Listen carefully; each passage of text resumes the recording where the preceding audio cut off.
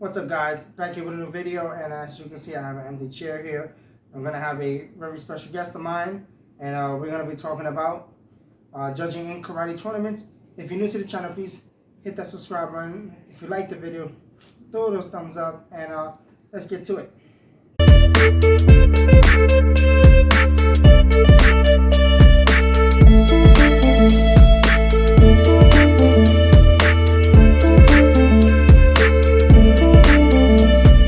Alright, guys, without any further ado, my good friend Sensei Jones, welcome. My guy. What's up, guy? My guy.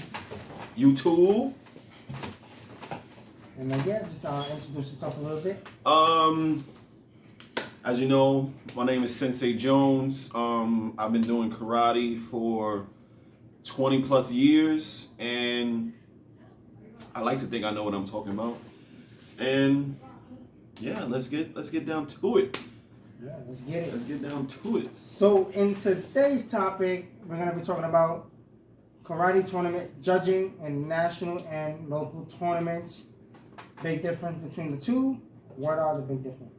The difference between national and local tournaments is national tournaments, if you win first, second, or third place, whether that be in katas, fighting, weapons, musical weapons, anything, you get nationally ranked, like worldwide.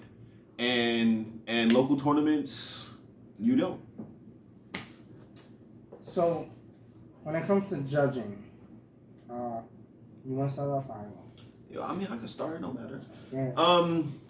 When it comes to the judging on a national level, I feel like it depends on who you know. It depends on who your coach is, whose team you on, who, if you know the judges, for you to be able to not win, but get like most calls coming your way. And if you're not like known or anything, like say if, you know, out of the blue, you just want to go to a national tournament and you don't know anybody, chances are you're not going to get a fair shake. And that's a pretty high chance. In local tournaments, I feel like the judging is more lenient towards more traditional competitors, whether that's in katas, fighting, weapons, doesn't matter. I feel like it's more leaning towards the traditional fighter or competitor. I'm gonna say that. It's lean more towards the traditional competitor and not the sport competitor, which I am. For example, I'll throw an example out there. You can actually see this video on my IG at SVO_rel, by the way. I was sparring and I hit the guy with a spinning hook kick, and clear as day, by the way, clear as day. And judges call, and I think it was that one judge who did this, which means either he didn't see nothing, or in my case, he didn't want to call anything. And it's like that. It's like that a lot in local tournaments. Like they don't want to see us win for some reason. I don't know why. It's always a beef. It's always something. Can I just piggyback? No, go ahead. So I'm gonna piggyback off that one little question that he just asked, like why? And I feel like the difference with I feel like when it comes to locals and the old school instructors that are out there now, and I feel like they have a hard time adapting to the sports style of fighting now compared to how it was back then. Yes. I feel like that plays to a big factor into when sport karate guys go out to local tournaments and have a hard time sometimes. You know, it's not as hard as in the fighting as it in doing katas, just because katas is a little different. Fighting, you know, if you get outscored, like there's no if and a but about it. Right. Like you winning that fight regardless. Right. I feel, and just to run off of what you're saying about local tournaments, I feel as if they just what did you say before that they can't they don't want to adapt. They don't want to see the change in the game, as you would say. They want things to just stay old school, which is nothing wrong with it. There's nothing wrong with the old school way of fighting. There's nothing wrong with the old school way of teaching. There's nothing wrong with it. But times have changed. Things grow, things change. So I feel sometimes people just need to change along with that. Right. And judging in karate tournaments is very difficult. Especially if I'm going to talk about fighting first. It's very difficult, especially fighting, like Sensei Joe said, the person that you have with you judging. Because, like, anything can sway either in your way or it can sway the opposite way. I've competed at a local recently, a couple of years ago, I should say, and, I was doing my thing. I hit this kid with a back fist, and just because I drew blood, and at a local tournament, if you draw blood, that means automatically you're most likely going to get in the black belt division, by the way. Right, which I think is crazy to me as a fighter and as a martial artist, I should say, not just a fighter, because I just don't fight. But I think that, in the black belt division, I feel like if you bleed a little bit, like if you have a nosebleed, you get hit in the nose and you have a little bit of a nosebleed, I feel like it shouldn't, like, get you disqualified out of local tournament. That's just my opinion. But just to jump off of what he's talking about. This was a couple years back too. I think it was like 2013 or something like that. I was competing at Battle of Bushido, and I don't know. I'm gonna try to show you guys. I got a lot of scars, but this is the one I'm talking about over here. I was competing, and this is a national tournament, and I was competing. And I got elbowed, and I was, gushing blood. And they were like, hey, listen, you got until we run through the rest of this bracket, and we're going to get back to your fight. And if, you're not ready to fight, then we're just going to disqualify you. So, and I did. They patched me up. I came back, won that fight, won the second fight, and then my coach thought it was a good idea to go to the hospital and get stitches, and that's what we did. So that's definitely another big difference between national tournaments and local tournaments. Yes. I feel like there's more at stake in a national tournament. Yes. Of you winning. In the sense of like going to a local tournament, it's hard to. You can win first place. You probably get a trophy, maybe some money, maybe. Big maybe. Yes. At a national, it's a guarantee. So usually, a couple of years ago, it was if you win your division, you get at least $100. Mm-hmm. And then if you win overall, you get like 500, sometimes 1,000. Sometimes 1,000. Depending on what tournament you're going to. Yeah. And, bigger stakes. So when you feel like you're being screwed for a point or two, which plays a big factor into you winning. Because sometimes you have whoever scores the most amount of points within 2 minutes, sometimes 7. But as of recently, it's just been the most amount of points within 2 minutes, unless you get a 10-point spread on your opponent, you win automatically. And Sensei Joe?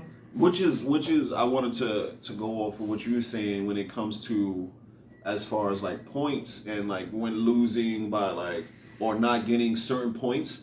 Which is why I love overseas judging. I love overseas judging because if me and you say we're sparring, me and you clash, they'll give us both a point. Yeah.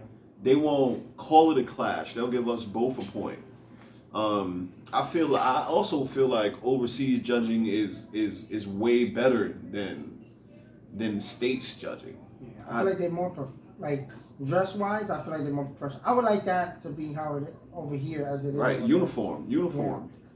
I think that's good too. I've seen some national tournaments where they've given out like T-shirts, like to the judges or whatever the case may be. But yeah, I like that too. Like you look more professional, I should say. Just to get back, let's go into katas. Let's get into katas.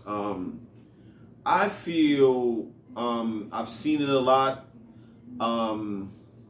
I got a good friend. His name is Ulysses. He's a great kata practitioner. I've seen him not get a fair shake. Another good friend of mine, his name's Anthony Merricks. I've seen him not get a fair shake. Another good friend of mine, Andre, not this one. He didn't get a fair shake. When it comes to katas, I just feel like, judge the person on what you see and what you know is supposed to be good stance, good technique, spirit. And I'm missing anything else?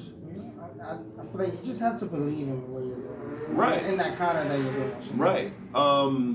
But I've seen judges score 10s on somebody who fumbled the stance. You know what I mean? And that's whack. Like, what is that? I just want to also, just on when he said fumble, went to a tournament recently with my boy Dre, and this is in Jersey, and we went there. He does a lot of weapons, a lot of forms and stuff like that, and fights, and he was competing with this one kid, which I think the kid was great. He does that, the pedal thing, like Joey Castro. Yeah, Joey Castro. Yeah. And he did that with that weapon, and he used a bow, by the way. Yeah. So like, he did good, strong, powerful, and he stumbled, a really big stumble, and it was blatantly, obviously, but the people that the uniform that he had on, were the people that were throwing the tournament. So that alone, even with him stumbling, it was between either him or my boy Dre. Mm-hmm. My boy Dre, strong. You can catch his videos on YouTube or even Facebook or Instagram. Check him out. At Dre Mendoza. Check him out. And I just think that it was just wrong. And I'm saying, we take time to practice and put in that work to go out to a tournament and just be screwed like that. I feel like that was very wrong. Even in our fighting in that tournament was crazy. It wasn't the most amount of points. It was only 3 points. This is a local tournament. And, it was the first 3. I threw a good side kick off of somebody, and I didn't get it. And that played a big part of me winning or losing in that fight, man. Speaking of kicks, this is a thing that I just, hate.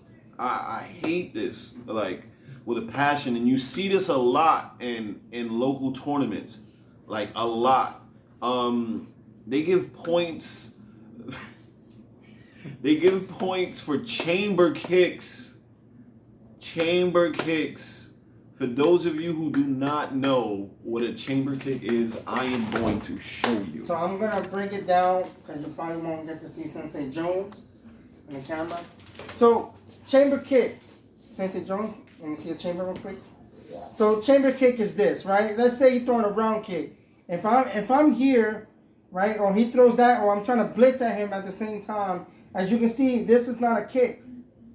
And sometimes you get judges that they will give them a point. Yeah. They will give them a point every single time, which is crazy, which is super crazy. And what's another thing is, I just looked at a video of yours from a long time ago, and the other kid was getting points for chamber kicks. What? Oh yeah, you're talking about when think my last tournament as a What? hardball. Yeah, that was hard. It's like, I don't know, man. And I just think, I think and the judges just need to, I think it just needs to stay more consistent as far as giving people, a real fair shake. A real fair shake, Going to these tournaments, especially national, just because they all over the place. They're not just in New Right. York. Right. Not even sometimes in the United States. Right. You got what the tournament from Canada? Quebec. The Quebec Open, like literally in Canada. And Tournament is fire, by the way. it really is in Canada, so far away, just for you to be screwed off of judging. And I feel like judging just needs to be a lot more tighter, and not so much biased. The fighting's the same way. It's a little biased, depending on, again, the team, especially the team that you have in your corner, which I think is wrong. These tournaments are not cheap, guys. Like, when I was competing back then, it was probably like, I'm talking about beginning, maybe like $35, $55 a top. Now, and that's just to do fighting and katas. Now, you got a whole bunch of different divisions, and you got fighting, katas, weapons, musical weapons, musical forms, which is just open forms. And then that's not even including, travel, hotel stays, food. Food is important because, we love to eat. All of that, there's nothing wrong with losing. Let me just say that first. Yes. There's nothing wrong with losing. I lost a lot in my day. But there's nothing wrong with losing. But there's a problem when you lose and it's because of bad judging. That's the problem. Right. And we know at the end of the day, judging is never going to be 100% accurate. There's no judging in the world that is 100% accurate. And no matter what sport you do, karate, boxing, MMA, there's no judging that's ever going to be accurate. Mm-hmm. And which is why I respect those judges when it comes to fighting who don't see something and actually say that they don't see something and not just try to follow the center judge or the other two judges when they didn't see anything, but they're still calling for that point.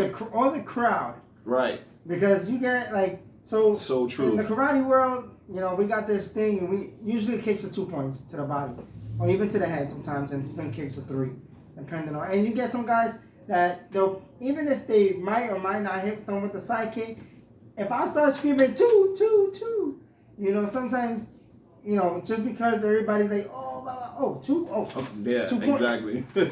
I've seen it. And sometimes that may not be the case. I seen Jordan Greenhall want to have a team with Straight Up, owns Team Straight Up, G-Force with weapons and bows and all that fun stuff. And I seen him. He literally was like, yo, look at this. One of his fighters was fighting. He went out there and was like, oh! And just for him doing that, the judge was like this. I seen that, and I thought, I was like, that is insane. Going back to it's who you know. When it comes to national tournaments, since you brought up Jordan Greenhall, I think it was like my first national, nervous as hell. My coach Stephen Leonard Jr. He knows Joey Greenhall very well, and Joey Greenhall comes over and he's like, oh, Steve, this is your kid. This is your kid. Wait, what's your name? I'm like, Terrell. Hey, Terrell, come on, Terrell. And for some reason, it works. It worked. It was like, oh, he knows Joey Greenhall. They literally was more lenient towards me because I knew Joey. Well, I didn't know him at the time, but because they thought that I knew Joey Greenhall. So, judges, keep it fair, man. Yes, and keep it fair. Just to piggyback before I end the video, when it comes to the way tournaments are run now, I really, really like it. Right. It's only improving now. Everything with the Ventex, I believe it's called. Right. Everything's being computerized. Even like if you pre-register, they send you text messages like what division is, right, and what time that division is gonna start for you in particular. What ring, the time, when it's your turn to go and compete, which I love a lot. It's been like that for the last couple of years, and that's good. And I love it, And that's like for the black belt divisions. Usually, text you, but 12 o'clock p.m. You compete and your division starts at 12. Mm-hmm. Like, I love that. It makes everything run a little smoother. Nothing's ever gonna be too smooth, but it makes it run super smooth, and I love it to death, guys. Like Sensei Jones said, judges, call it fair. Call what you see. If you don't see nothing, don't call nothing. I'm Andreas the Karate Kid. This is Sensei Jones. And I'll catch you guys in the next video. If you like this video, please hit a like and subscribe. I appreciate it, guys. And I'll catch you guys in the next video. Peace.